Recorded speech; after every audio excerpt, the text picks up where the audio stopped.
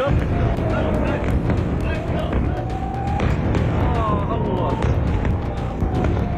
While the whole world was counting down the hours to the opening of the World Cup, the night in Tehran turned into an inferno. Wow, wow. Dozens of American Tomahawk missiles turning military targets into dust. The world once again holds its breath on the brink of World War III. And at the epicenter of this crossfire are 26 athletes.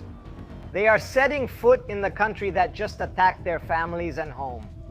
And there's more. They are there to defend the flag of an authoritarian regime that oppresses its own people and persecutes the very players who dare to speak out.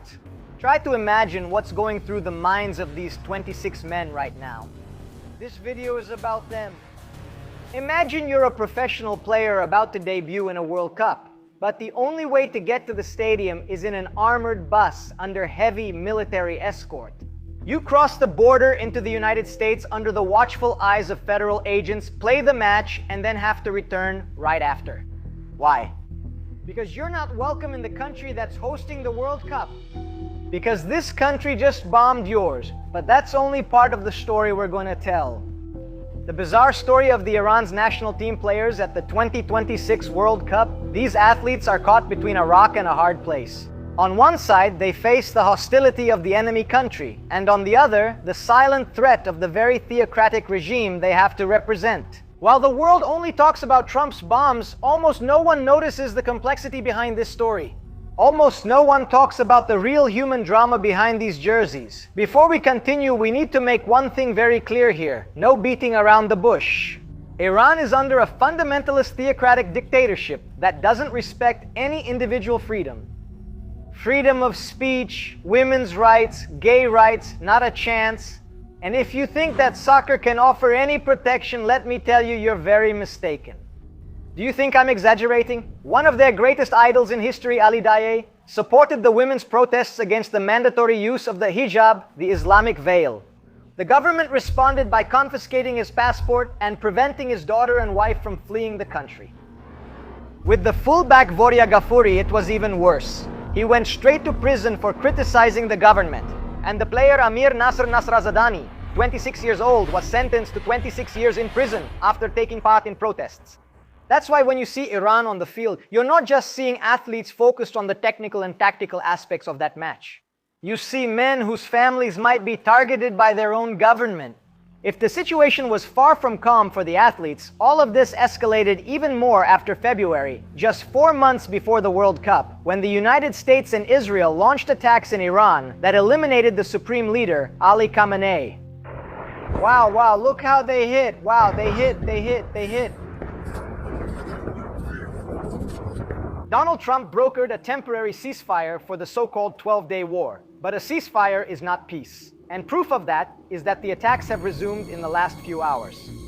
Missiles from the United States in Tehran and a counterattack by the Iranians on American bases in the region. With relations severed, the Iranian Federation, which like everything in Iran functions as an arm of the dictatorship, decided to send the team into enemy territory. And the scenes that followed were reminiscent of a spy movie.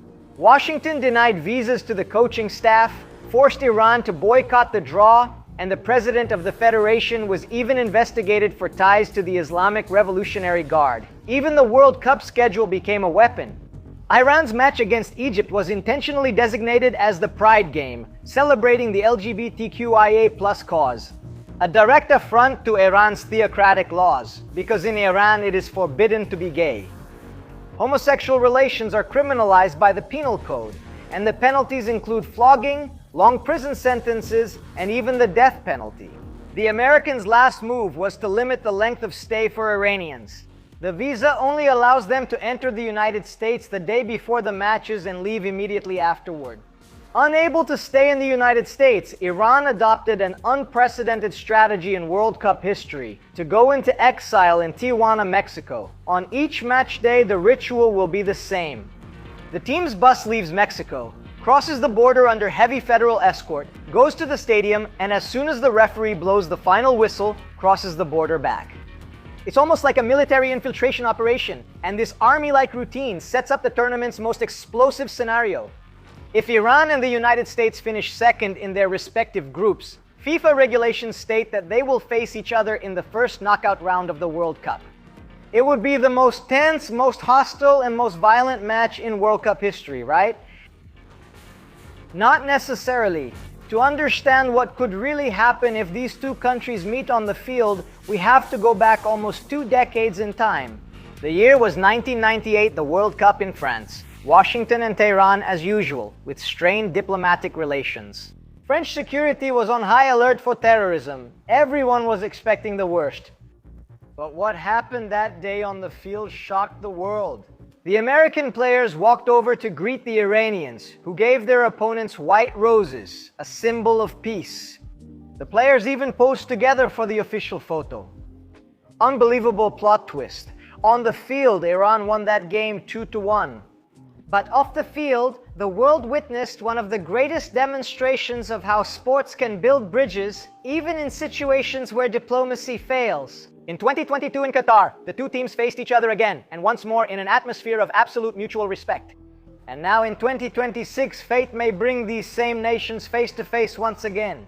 And do you believe that if the United States and Iran face each other again, that same atmosphere of respect will return?